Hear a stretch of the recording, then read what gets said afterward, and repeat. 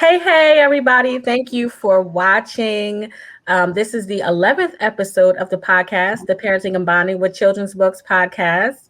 I'm excited to be sitting here with our author spotlight for tonight, Catherine Zampier. Catherine, welcome. Hello, thank you for having me, of course. Nice to see you, Gwen. Nice to see you as well. So for those of you in the group, you've seen Catherine before. She was here earlier last week, Friday. Last She was here Friday. Friday. That's Yes, the time is flying right into summer. I love it. Yeah, keep it Yeah. coming. Don't stop. Yes. So Catherine did a read aloud of her book, One of 13, and we're here to Yeah, discuss that tonight. right here. There it is. So I'm just going to do a little intro for Catherine and then we'll just take it away. So Catherine Zampier is constantly learning. I love that. And drawing inspiration from family stories, as well as writing and sharing family themed picture books, like the one we have here for young and old. Her picture book, 1 of 13, which we'll discuss tonight, her picture book that we'll talk about tonight, 1 of 13, will help to spark conversations with children in your homes. And so we're so excited to talk about this book tonight. So Catherine, tell us a little bit about yourself. Okay, well, I hail from New York State, upstate New York, around the capital region, which is Albany, New York. I live outside of Albany, New York. And if you don't know quite where Albany is, it's about 3 hours north of New York City and about 3 hours south of Montreal and about 3 hours west of Buffalo. And then we're about 5 hours, Boston, about 3 hours west of Boston and 5 hours east of Buffalo. So we're kind of like in a crossroads. So when I say upstate New York, a lot of people still think of Westchester County or whatever, but it's completely different than New York City. We still have snow on the ground, although this week, tomorrow and Thursday, is supposed to get up to 60 degrees. So Wow. it's a nice place to live, but the spring, summer, and falls are beautiful. We have mountains out around the mountains. There's a lot to do. Anyway, I am a mother. I'm a wife, a mother, a daughter, a grandmother, and I love all those roles. I work in an elementary school. It's called Donald P. Sutherland School, and I substituted taught for over 20 years. It just worked well with my family. I have 3 sons. And then I decided, now that they're out of the house, my husband and I are empty nesters, I took a teaching assistant job with a first grade class. I worked in special ed. I worked in regular ed. I'm working with a special ed student now this year. We are in session. We have in-person students coming. It's changing monthly, though. So they're upping the days when they can be in person. Starting next week. They'll be in person 3 days a week. So it's all good. I mean, we're all dealing with everything going on.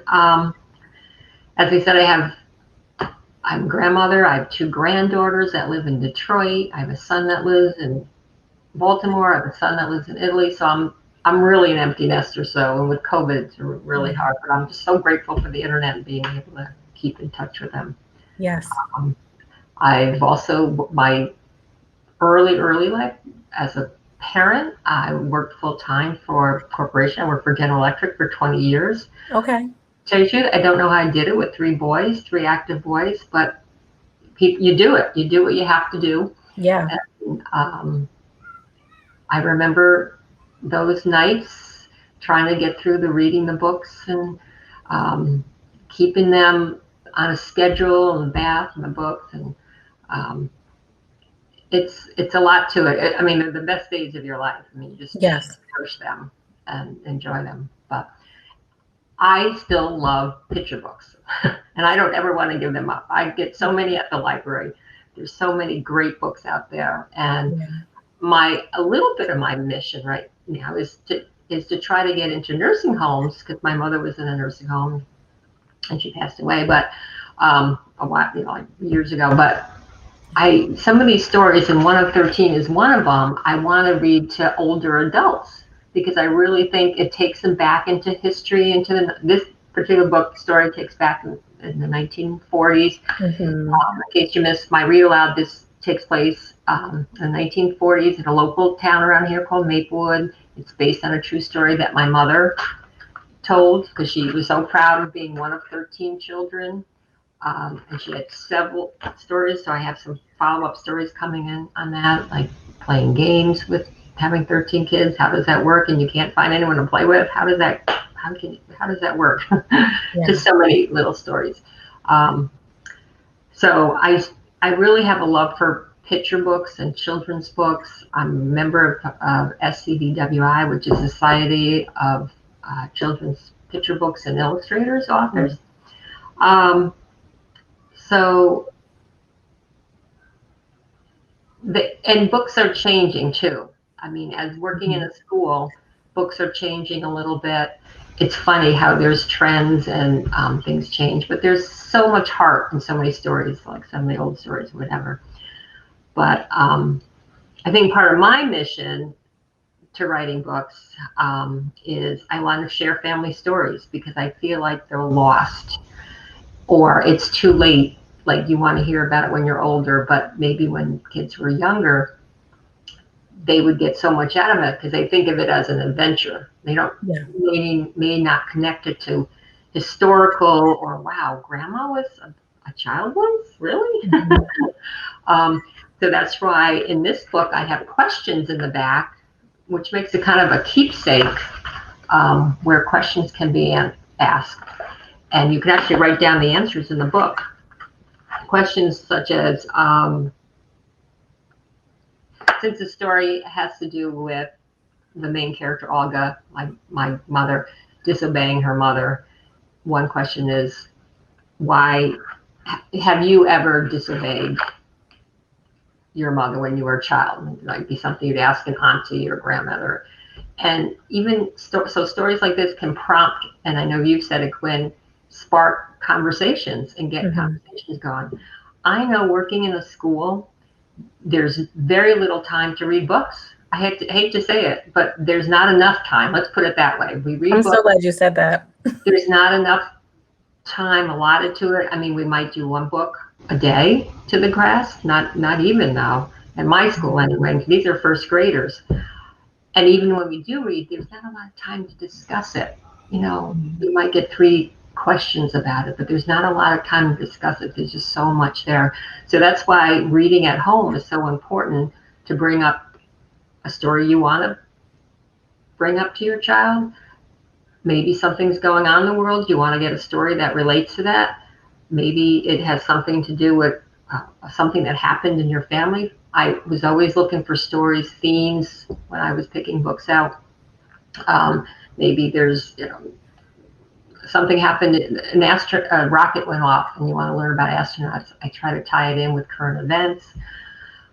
One thing I do really like with COVID now, one of the silver linings that we talk about through some of this pandemic is ordering books online through the library. Well, I should say loaning them online through the library. Because you can browse just like you're shopping on Amazon, but go through the library and they have we have a couple great libraries in a consortium here, and I drive by, get my books, drop them off, and usually have them for 4 weeks. And I just think that is great. We didn't have that service before. You always had to walk in and browse the actual shelves, and it took more time.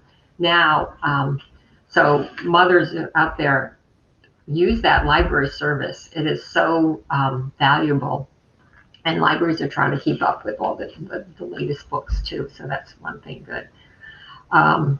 So sharing family stories. And I think one of the advantages that helps children is that it gives them a sense of belonging. And this is for all children, not just biological children, foster children, adopted children. It gives them a sense of belonging, knowing where the people they live with, where they came from, what they experienced. And some of it's may not be always that good. So you can kind of filter that, bring it up at the right time, appropriate time. My mother certainly had a lot of heartbreaks, some tragedies in her life that I won't put in picture book, but it does bring the opportunity to do that. And I just don't know if people are doing that as much now, sitting around tables, especially now when we're on, um, technology, and there's a lot of good things with technology, but I think it's just um, a good time to get that conversation going. And I think it brings a positiveness to children, because children always, people want to they want to belong to something. I know I was very close with my cousins. They were my first friends. I actually wrote a book about it, and we're so far apart now. I just don't know if I just see it with my own family. We're far apart. We don't get close to our cousins as much, and there aren't as many as. So I don't know, kind of rambling on, but that's one of my missions, writing some of these older stories of yesteryear to bring back some of that feel and some of that escapism to a past time where there are still some of the same values. Olga was just very grateful over family, and that still happens today. So they're just relatable to modern day. Yes. Yeah. Catherine, so many, so many great things you said. I wish that I could speak on everything because there were so many moments where I wanted to go. Oh, I'm so glad. So the first thing that I'll say is we really appreciate your mission, right? Because this book is excellent for anybody to read, no matter, your background, where you're from, or what your family, is like. It's so interesting when I shared this book with Aiden to see a family, one of 13, to have so many siblings is so new to Aiden. Yeah. And I kind of, after I read it, I'm like, goodness, because he's been asking me for a sibling for a long yeah. It might spark a conversation like that too. Yeah. So it can spark those conversations, right? But learning about family and things like that are so, like that question that you asked in the back of your book, have you ever gotten in trouble? That is like such juicy information for kids, especially Aiden's in first grade. So it's such good information for them. They love to hear about those kinds of things. So I'm glad that you have those questions in the back of your book. Yeah, I have 13 questions. I have more on my website as well. But these questions that don't come up, so it's just, they may come up when you're older. And when you're older, sometimes it's not the same. You're not getting the same answer. You want to get like a kid-friendly answer. You want to get a different perspective. Yes. And it's always, even for myself, I still read picture books as well. We go to the library and I pick books out for Aiden. I'm picking books out for myself as well. And recently I was talking to Aiden about, the importance of asking, because he asked me a lot of questions about what life was like growing up. And I said, these are all really great questions and I love answering them for you. But you should really talk to your grandma and your grandfather and your great grandmother, because not a lot of children have that lineage still alive to be able to pull information from them. And you should, ask them these questions, and that will be such a joyous experience for you, And I was recently able to, even in my 30s, talk to my grandmother. We bonded over words. She writes poetry, and I was able to hear some of her poetry, and she heard some of mine. And it's just through picture book, through story, through poetry, is such a powerful immersion of lives and generations. And I think that more people should take advantage of the ability to do that, while our families are still here. And even if they aren't, your book sparked also. Have you ever done, you probably don't need to, because you have a lot of your family. You have, how many uncles and aunts did you say you had again? Well, just on my mother's side, Yeah. I forget what I wrote in there, but over 50. Well, aunt and uncle, wait a minute, that's cousins. Okay. Well, I had, there's some through marriage. So I had 12 aunts or uncles on my, not even married, on my mother's side. And when my father came from a large family too, there were six children in my father's family. So most of them had usually like 4 children, 3 or 4 children. So the cousins really multiplied. Gotcha. And we would get together. And one thing you said is, speaking to your grandparents or grandmother or great grandparents, Aiden has such a unique bond with them, and they have a unique bond with them. So Yeah. much different than what you could share, because you could share a story that you heard from your grandmother, that's his Yeah. great grandmother. But hearing it directly from them Mm-hmm. is just unique, makes them feel special. Yes. Um, like I said, they realize that, oh, they were young once. My Mm-hmm. father grew up on a farm. Loved hearing. So there's so many stories, questions I wish I asked my father, because he wasn't a talker. So Yeah. sometimes you get some parents that tell you a lot of things. My mother was one. She talked a lot about stories. The poor Mm-hmm. nurses at the nursing home. I had to apologize for her because she would tell the same stories over and over Yeah. again. But um, but yeah, that's why I love, like, giving, obviously I'm older and I have a lot of friends that are grandparents, and they've really enjoyed the book. They've really made some nice comments, and they've been challenged by some of the questions, Mm-hmm. um, just because they don't know how their grandson or granddaughter will take it, respond, because it may be some new, like you say, new vocabulary about Okay. trains we took all the time, or hitchhiking, Mm-hmm.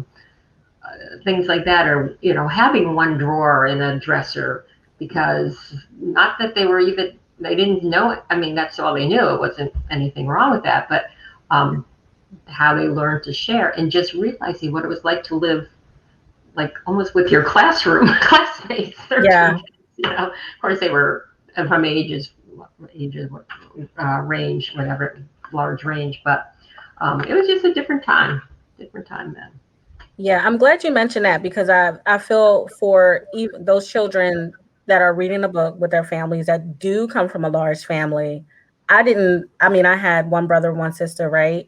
But I feel like you need to be reminded that having a bunch of siblings can actually be a good thing because as you're going through the experience when you're younger, there's so You many don't cons, right? Right, you don't think so. You don't. Yeah, you share things. You have to share. You get hand-me-downs. Um, right. Yeah, Yeah, there's not especially if enough to you're go in a around. yep.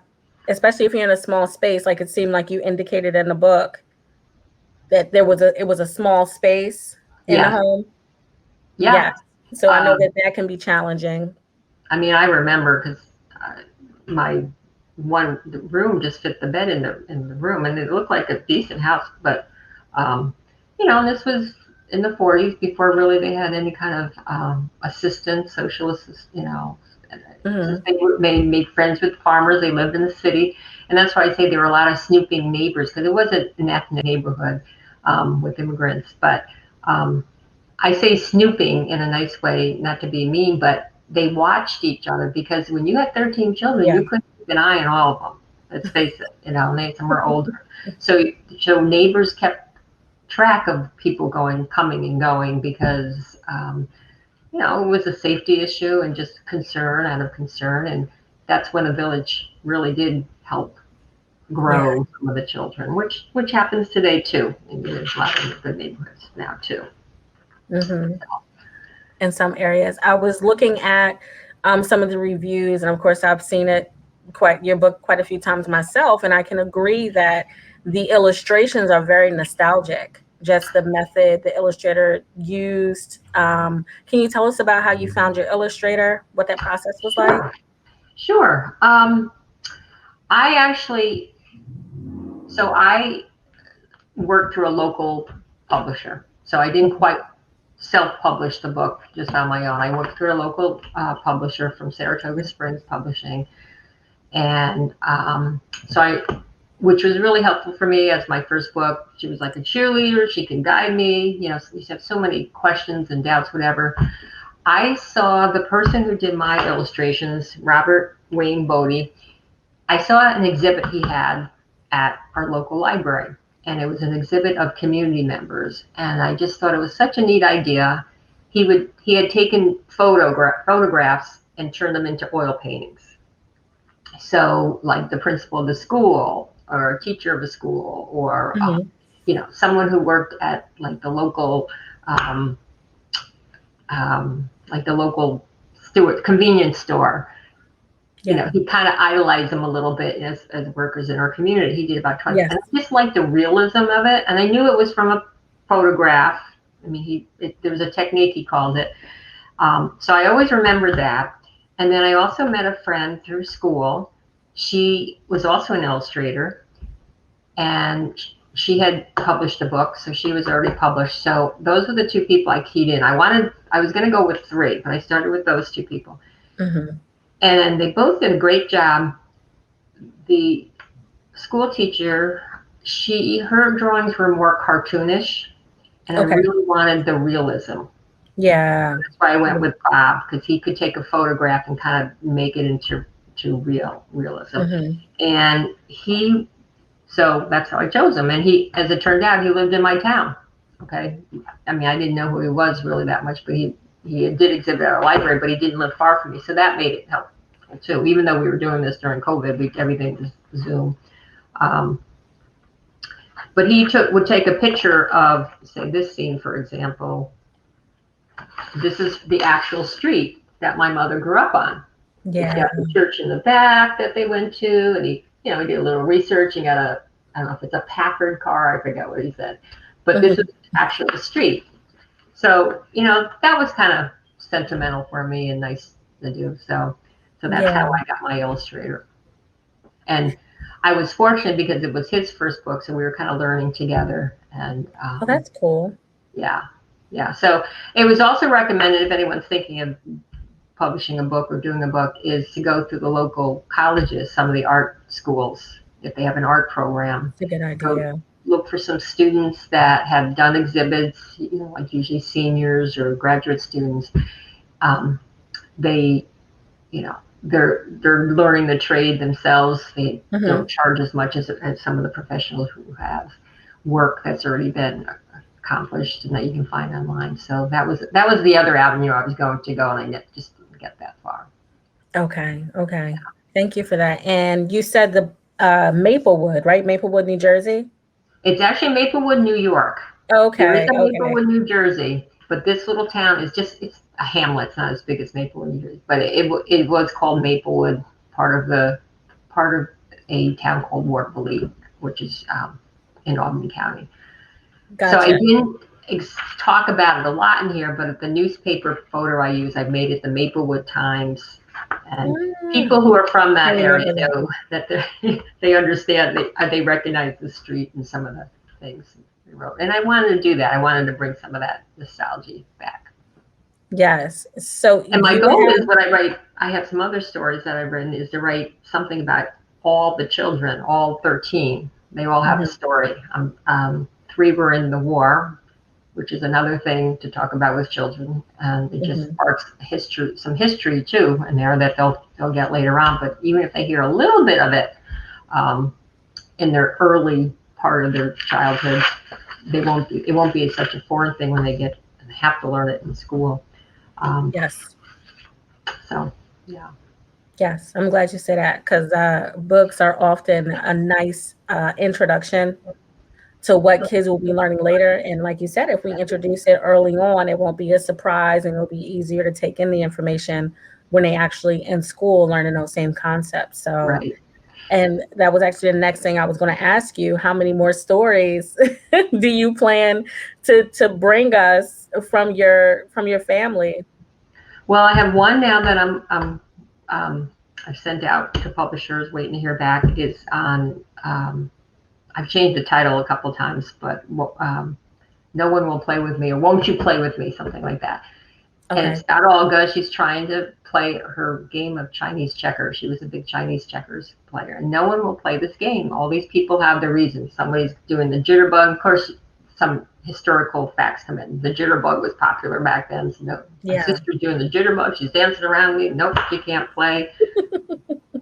My little brother Paul is in the bathroom. They had one bathroom, banging on the door. Come out, play with me. No, I'm learning a new song in the bathroom, because that's the only place where they would get some peace and quiet. So it's goodness. Stuff. I have one on cousins. I have one about my Uncle Harry, which was August's brother, which is a little tricky to write because he was an artist, and he was always such a neat man and a singer and a partier, but he had a I don't know if he had PTSD or what. He was in the war. He never married, and he was So that's kind of a delicate subject to try to bring into a children's book, but I want to try Yeah. to attempt to do something like that. That he had this little depression at sometimes, but yeah, he was a partier and he would sing and he was always so nice to his nieces and nephews. And then I have one other book that I'm really working a lot on, trying to get published. It's on dragon boating, which has nothing to do with families. It's just something I do. It's a team sport that I'm part of. Anyway, Okay. it's called Okay. That's dragon cool. boating. I'm sure you have it in Texas somewhere. Yeah, I don't know. I can't say that I've heard of it before. What'd you say it Near was the called rivers. again? Yeah, it's growing. It's not in the Olympics yet, but it's a team of 20 people on a boat, and it's great exercise. And Okay. yeah, How often is this like a seasonal sport? yeah. Up here we I have mean, to I do know it it in can be the winter, but yeah. No, we up here we have to do it in the summer. Yeah, okay. yeah. We have to do it. Gotcha. Yeah. All right. Well, let me see. Somebody wants to know if you can show the street again. Oh, sure. Mhm. 55 Cahoes Road was the address, and it's still there today. Although they changed the numbers when they, let's see, let me get back a little bit. Oh gosh, so that's the street. Yeah, I and love the colors. yeah, and this was their house with the flag hanging. Yeah. So actually, this week, because Olga's parents were immigrants, they came early part of the century, around the 1900s, were Mhm. immigrants. I'm talking to a fourth grade class this week about. I'm tying it in with immigration. So the teacher Okay. wanted me to read the story and talk a little bit about immigration and how Olga's mother, who was an immigrant, was very strict, did not take to the American ways, where the children, of course, wanted to be. Oh gosh, it's the opposite side. Here it goes. We can Wanted see to all that. be Okay. Americanized, as people learn. And in New York, the curriculum on immigration is very European immigration, but they're learning more about other types of immigration. But coming into Ellis Island, and how Mhm. she didn't speak English or very good English, and how the children wanted to be Americanized, and the parents didn't like that. So we'll talk a little bit about that. And again, listening to the family stories, if they have a grandparent or great grandparent that maybe was an immigrant, now a great time to bring that up and talk about what it was like coming Yes. from a different country. So I know that you did a read aloud in the group, right? But the podcast goes out to so many other people. So if you had to give us a little summary of your book, because I Mm-hmm. don't think we talked about so much, but I don't think we did like a summary of your book. Okay. Mm-hmm. Can you give us a summary? Sure. One of 13 is about one girl. Her name is Olga, who is my mother. So it's part memoir, part fictional story. And Mhm. Olga is about 10 years old in the story. She is, I would say, I describe her personality as kind of adventurous. She wants Mhm. to um, she's seeking some treasure. Okay, she's seeking a lucky penny, and she Yes. wants to bring her penny to the train tracks.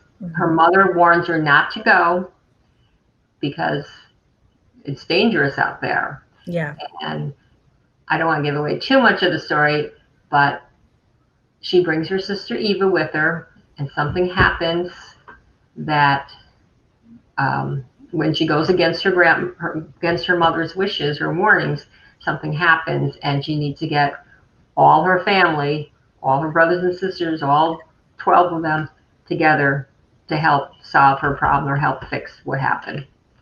Okay. And I'll leave it So at that that. appreciation of your Yes, and then siblings is there. she's Mhm. very grateful that she's still one of 13. It does have Mhm. a happy ending. A Wonderful. little suspense in there, but it does have a happy ending. And of course, Mhm.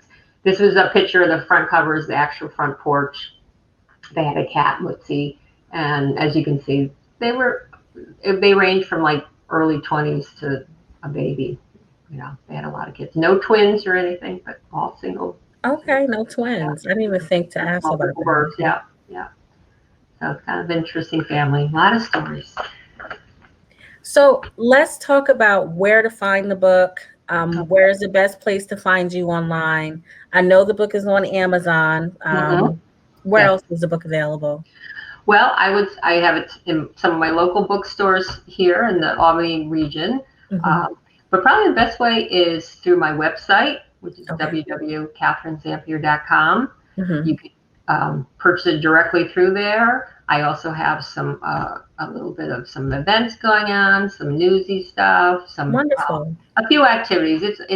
It's a works in progress. I want to add some more on, working in school. I hope to do that more this summer. Um, so Amazon, my website, you can always Instagram me or reach me through Facebook. I see it on the screen. If you do go through my website and you have a question about if you want it signed, if you want it signed and a special message in it, I would go right through my website. Then I Okay. know I'll do it directly because through Amazon I can't do that. But you get an email to me through my website. Hmm. So I think that's about Yes. it. I think that's a lot of coverage. Yes. Just go Thank to you. Amazon, one of 13. You put my name in or one of 13. It will come up. Okay. Whoops. I will make sure to share the link inside of the group if I haven't already. Make sure Great. you guys head over to Catherine's website. She has plenty of resources there. She does, as we said in the beginning, she loves to recommend picture books Mm, for young and old. So check that out. First, check out her book. It's beautiful, it's nostalgic, and it'll help spark some conversations with your kiddos in the home. And that's very important. So, one of 13 from Catherine Zampier. We mhm. appreciate you. Thank you for joining Oh, us. thank you so much, Quinn. I love what you're doing, sharing good news about reading. I love it. It's about literacy and reading and learning. It's great. Thank you Thank so you. much. Thank you. Oh, I Okay. didn't even ask you my last golden question. Is there anything else on your heart to share about your book? Your last golden question. Gee, I think we talked a lot We about did. it. We talked about quite a bit. I put you on the spot there. I'm sorry. Yeah, I mean, I do have, this is the actual family in the book. I know, I did want to say something in the book. I also have what a family tree, another tool or keepsake to put in writing your grandparents' name, your great grandparents' name.